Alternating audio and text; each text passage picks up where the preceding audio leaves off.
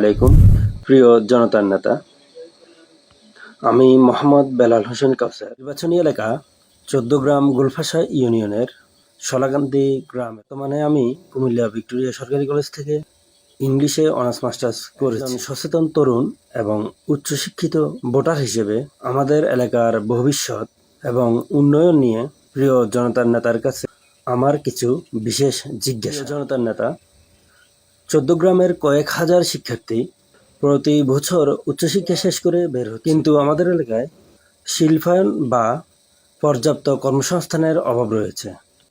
আপনি যদি নির্বাচিত হন, তবে আমাদের মতো শিক্ষিত যুবকদের জন্য স্থানীয়ভাবে কর্মসংস্থান বা আইটি সেক্টরের হাব তৈরির ব্যাপারে কোনো বিশেষ পরিকল্পনা আছে? জনতার নেতার কাছে আমার আরেকটি সবিনয় জিজ্ঞাসা, এই যে বর্তমান সময়ে রাজনীতিতে নীতি নৈতিকতার একটি অভাব দেখা দিচ্ছে। একজন উচ্চশিক্ষিত তরুণ হিসেবে জনতার নেতার কাছে আমার চাওয়া, আপনি সংসদে গেলে সাধারণ মানুষের বাক স্বাধীনতা, দুর্নীতির বিরুদ্ধে কঠোর অবস্থান নেবেন কিনা।